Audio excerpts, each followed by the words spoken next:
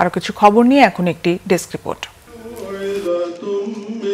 Bangladesh house building finance কর্পোরেশনের ব্যবস্থাপক সম্মেলন 2026 হয়েছে রাজধানীর বিদ্যুৎ ভবনের মুক্তি হলে। এতে প্রধান অতিথি ছিলেন অর্থ মন্ত্রণালয়ের আর্থিক প্রতিষ্ঠান বিভাগের সচিব নাজমা মোবারক। সংস্থাটির ব্যবস্থাপনা পরিচালক মোহাম্মদ আব্দুল মান্নানের সভাপতিত্বে বিশেষ অতিথি ছিলেন হাউস বিল্ডিং ফাইন্যান্স কর্পোরেশনের পরিচালনা পরিষদের চেয়ারম্যান ASM আব্দুল হালিম, পরিষদের সকল পরিচালক এবং FIDর ঊর্ধ্বতন কর্মকর্তারা। এছাড়া প্রতিষ্ঠানের উপব্যবস্থাপনা পরিচালক মোহাম্মদ নূর আলম সর্দার অনুষ্ঠানে গুরুত্বপূর্ণ পর্ব পরিচালনা করেন।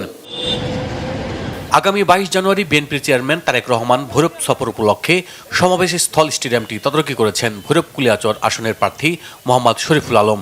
এছাড়া তারেক রহমানের নিরাপত্তায় নিয়োজিত স্পেশাল সিকিউরিটি ফোর্স CSF এর একটি দলও সমাবেশ স্থলটি পরিদর্শন করেছে। নেতাকর্মীরা জানান, কিশোরগঞ্জ জেলার 6টি নির্বাচনী আসনে বিএনপির মনোনীত প্রার্থীদের পরিচয় করিয়ে দিবেন তারেক রহমান।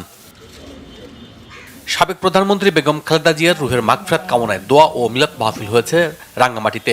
বৃহত্তর মৎস্য ব্যবসায়ী ও রাঙ্গামাটি মৎস্য ব্যবসায়ী সমবায় সমিতির যৌথ আয়োজনে এতে উপস্থিত ছিলেন বিএনপির মনোনীত প্রার্থী ও বিএনপির জাতীয় নির্বাহী কমিটির সহধর্ম বিষয়ক সম্পাদক অ্যাডভোকেট দীপেন দেওয়ান।